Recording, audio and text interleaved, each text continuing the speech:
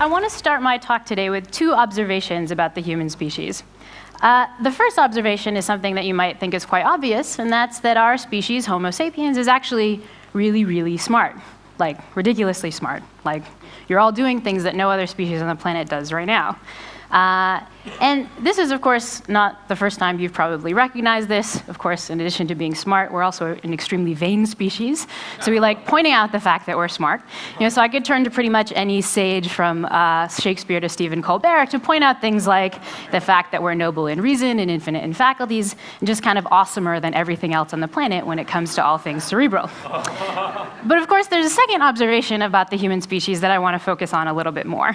And that's the fact that even though we're actually really smart, sometimes uniquely smart, we can also be incredibly, incredibly dumb when it comes to some aspects of our decision-making. Now, I'm seeing lots of smirks out there. Don't worry, I'm not going to call anyone in particular out on any aspects of your own mistakes. But of course, just in the last 2 years, we see these unprecedented examples of human ineptitude. We've watched as the tools we uniquely make to pull the resources out of our environment kind of just blow up in our face. We've watched the financial markets that we uniquely create, these markets that were supposed to be foolproof. We've watched them kind of collapse before our eyes.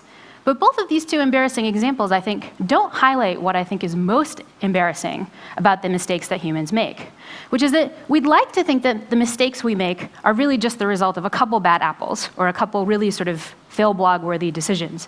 But it turns out what social scientists are actually learning is that most of us, when put in certain contexts, will actually make very specific mistakes. The errors we make are actually predictable. We make them again and again. And they're actually immune to lots of evidence. When we get negative feedback, we still, the next time we're faced with a certain context, tend to make the same errors. And so this has been a real puzzle to me as a sort of scholar of human nature. What I'm most curious about is, how is a species that's as smart as we are capable of such bad and such consistent errors all the time? We're the smartest thing out there. Why can't we figure this out? In some sense, where do our mistakes really come from? And having thought about this a little bit, I see a couple different possibilities. One possibility is, in some sense, it's not really our fault. Because we're a smart species, we can actually create all kinds of environments that are super, super complicated, sometimes too complicated for us to even actually understand, even though we've actually created them. We create financial markets that are super complex. We create mortgage terms that we can't actually deal with. And of course, if we are put in environments where we can't deal with it, in some sense, makes sense that we actually might mess certain things up. If this was the case, we'd have a really easy solution to the problem of human error. We'd actually just say, okay, let's figure out the kinds of technologies we can't deal with, the kinds of environments that are bad, get rid of those, design things better, and we should be the noble species that we expect ourselves to be. But there's another possibility that I find a little bit more worrying, which is maybe it's not our environments that are messed up. Maybe it's actually us that's designed badly. This is a hint that I've gotten from watching the ways that social scientists have learned about human errors. And what we see is that people tend to keep making errors exactly the same way over and over again. It feels like we might almost just be built to make errors in certain ways. This is a possibility that I worry a little bit more about, because if it's us that's messed up, it's not actually clear how we go about dealing with it. We might just have to accept the fact that we're error-prone and try to design things around it. So this is the question my students and I wanted to get at. How can we tell the difference between possibility 1 and possibility 2? What we need is a population that's basically smart, can make lots of decisions, but doesn't have access to any of the systems we have, any of the things that might mess us up. No human technology, human culture, maybe even not human language. And so this is why we turn to these guys here. These are one of the guys I work with. This is a brown capuchin monkey. These guys are New World primates, which means they broke off from the human branch about 35 million years ago. This means that your great-great-great-great-great with about 5 million greats in their grandmother was probably the same great-great-great-great-great-grandmother with 5 million greats in there as Holly up here.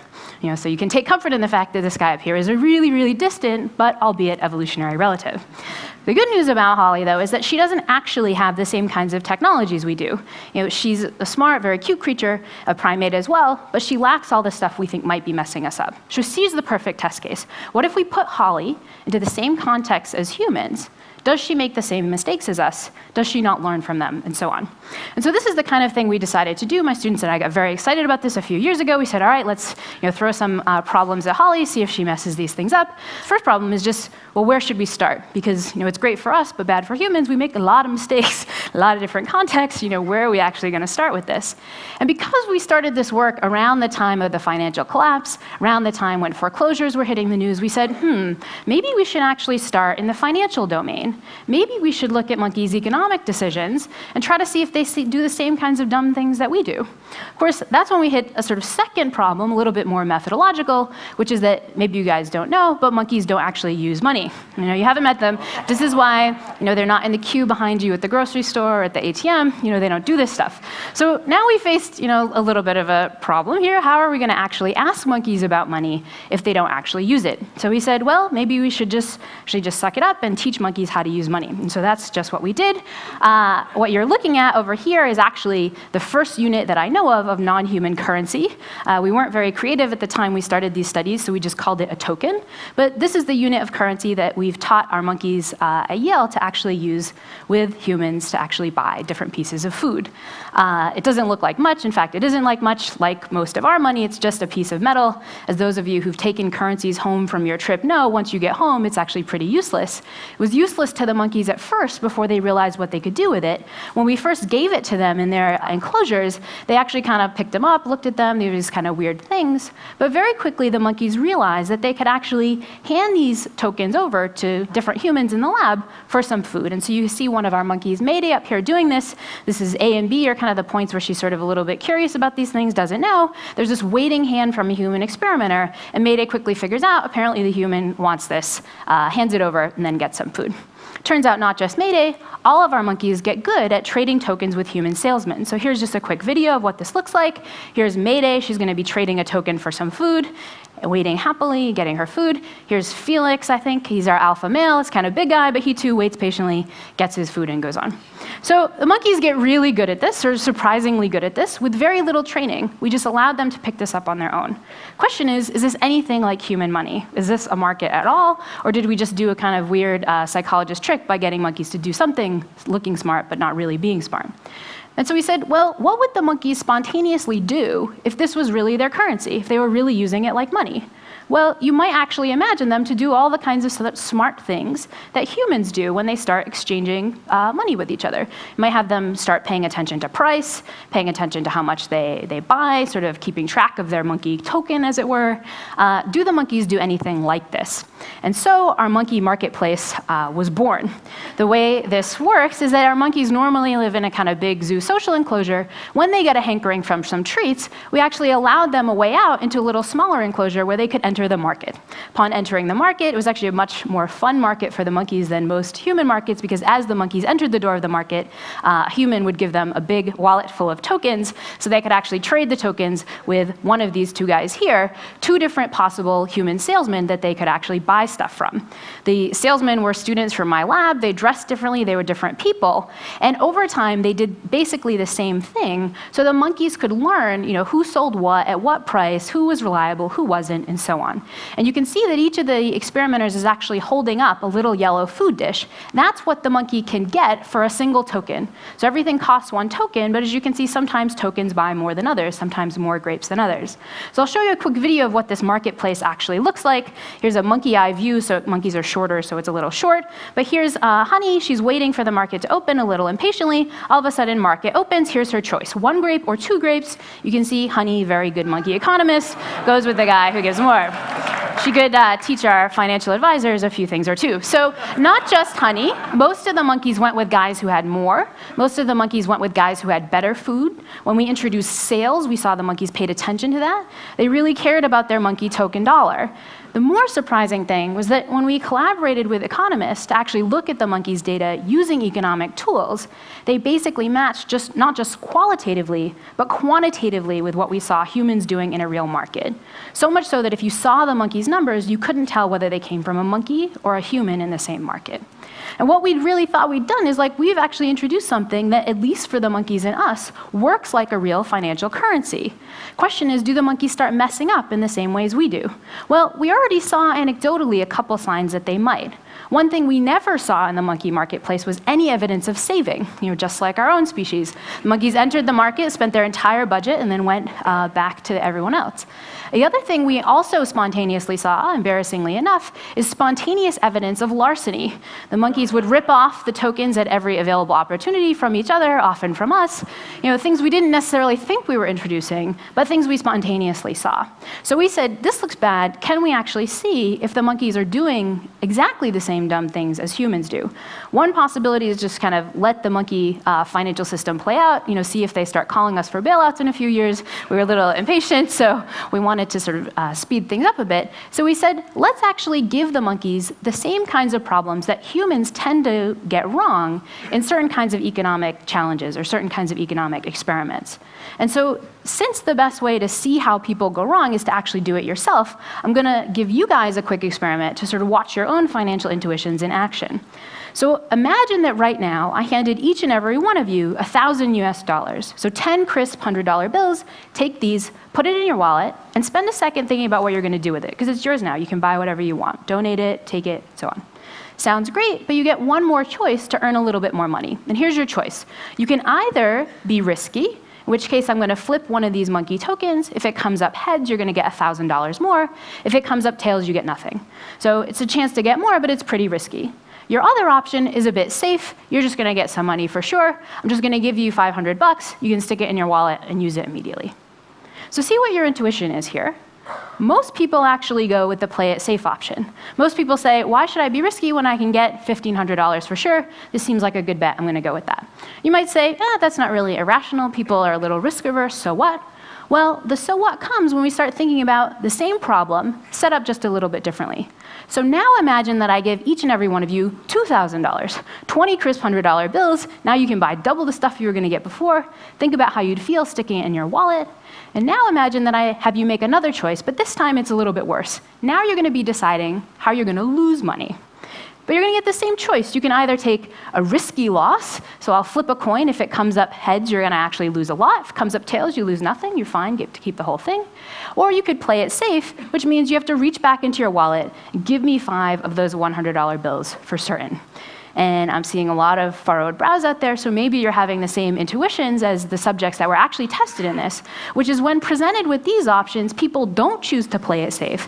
They actually tend to go a little risky. The reason this is irrational is that we've given people in both situations the same choice. It's a 50-50 shot of $1,000 or $2,000, or just $1,500 with certainty. But people's intuitions about how much risk to take varies depending on where they started with. So what's going on? Well, it turns out this seems to be the result of at least 2 biases that we have at the psychological level. One is that we have a really hard time thinking in absolute terms. You really have to do work to figure out that, well, one option's $1,000, $2,000, one is $1,500. Instead, we find it very easy to think in very relative terms, as options change from one time to another. So we think of things as, oh, I'm going to get more, or oh, I'm going to get less. This is all well and good, except that changes in different directions actually affect whether or not we think options are good or not. And this leads to the second bias, which economists have called loss aversion. The idea is that we really hate it when things go into the red. We really hate it when we have to lose out on some money. And this means that sometimes we'll actually switch our preferences to avoid this. What you saw in that last scenario is that subjects get risky because they want the small shot that there won't be any loss. That means when we're in a risk mindset, or when we're in a loss mindset, we actually become more risky, which can actually be really worrying. These kinds of things play out in lots of bad ways in humans. They're why stock investors hold on to losing stocks longer, because they're evaluating them in relative terms. They're why people in the housing market refuse to sell their house because they don't want to sell at a loss. The question we were interested in is whether the monkeys show the same biases. If we set up those same scenarios in our little monkey market, would they do the same thing as people? And so this is what we did. We gave the monkeys choices between guys who were safe, they did the same thing every time, or guys who were risky. They did things differently half the time. And then we gave them options that were bonuses, like you guys did in the first scenario, so they actually have a chance to get more, or cases where they were experiencing losses. They actually thought they were going to get more than they really got. And so this is what this looks like. We introduced the monkeys to 2 new monkey salesmen. The guy on the left and right both start with 1 piece of grape, so it looks pretty good, but they're going to give the monkeys bonuses. The guy on the left is a safe bonus. All the time, he adds 1 to give the monkeys 2. The guy on the right is actually a risky bonus. Sometimes the monkeys get no bonus, so this is a bonus of 0. Sometimes the monkeys get 2 extra. For a big bonus, now they get 3. But this is the same choice you guys just faced. Do the monkeys actually want to play it safe and then go with the guy who's going to do the same thing on every trial? Or do they want to be risky and try to get a risky but big bonus, but risk the possibility of getting no bonus? People here played it safe. Turns out the monkeys play it safe too. Qualitatively and quantitatively, they choose exactly the same way as people when tested in the same thing.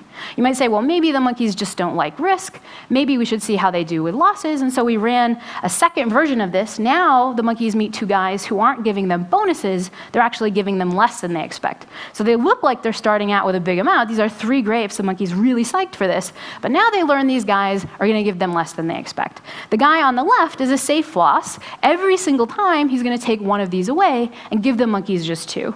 The guy on the right is the risky loss. Sometimes he gives no loss, so the monkeys are really psyched, but sometimes he actually gives a big loss, taking away 2 to give the monkeys only 1. And so what do the monkeys do? Again, same choice. They can play it safe for always getting 2 grapes every single time, or they can take a risky bet and choose between 1 and 3. The remarkable thing to us is that when you give monkeys this choice, they do the same irrational thing that people do. They actually become more risky depending on how the experimenter started. This is crazy because it suggests that the monkeys too are evaluating things in relative terms and actually treating losses differently than they treat gains. So what does all of this mean? Well, what we've shown is that, first of all, we can actually give the monkeys a financial currency, and they do very similar things with it. They do some of the smart things we do, some of the kind of not so nice things we do, like steal it and so on, but they also do some of the irrational things we do. They systematically get things wrong, and in the same ways that we do. This is the first take-home message of the talk, which is that if you saw the beginning of this and you thought, oh, I'm totally going to go home and hire a capuchin monkey financial advisor, they're way cuter than the one, don't do that. They're probably going to be just as dumb as the human one you already have. So, a little bad, sorry, a little bad for monkey investors, but of course, the reason you're laughing is bad for humans too, because we've answered the question we started out with. We wanted to know where these kinds of errors came from, and we started with the hope that maybe we can sort of tweak our financial institutions, tweak our technologies to make ourselves better.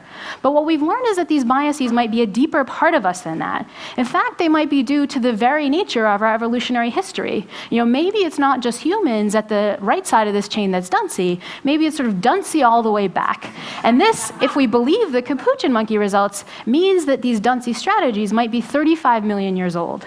That's a long time for a strategy to potentially get changed around. Really, really old. What do we know about other old strategies like this? Well, one thing we know is that they tend to be really hard to overcome. Think of our evolutionary predilection for eating sweet things, fatty things like cheesecake. We can't just shut that off. We can just look at the dessert cart and say, no, that looks disgusting to me. We're just built differently. We're going to perceive it as a good thing to go after. My guess is that the same thing is going to be true when humans are perceiving different financial decisions. When you're watching your stocks plummet into the red, when you're watching your house price go down, you're not going to be able to see that in anything but old evolutionary terms. This means that the biases that lead investors to do badly, that lead to the foreclosure crisis, are going to be really hard to overcome. So that's the bad news. The question is there any good news? I'm supposed to be up here telling you the good news. Well, the good news, I think, is what I started with at the beginning of the talk, which is that humans are not only smart, we're really inspirationally smart to the rest of the animals in the biological kingdom. We're so good at overcoming our biological limitations. I flew over here in an airplane. I didn't have to try to flap my wings. I'm wearing contact lenses now so that I can see all of you. I don't have to rely on my own nearsightedness. We actually have all of these cases where we overcome our biological limitations through technology and other means seemingly pretty easily. But we have to recognize that we have those limitations. And here's the rub. It was Camus who once said that man is the only species who refuses to be what he really is.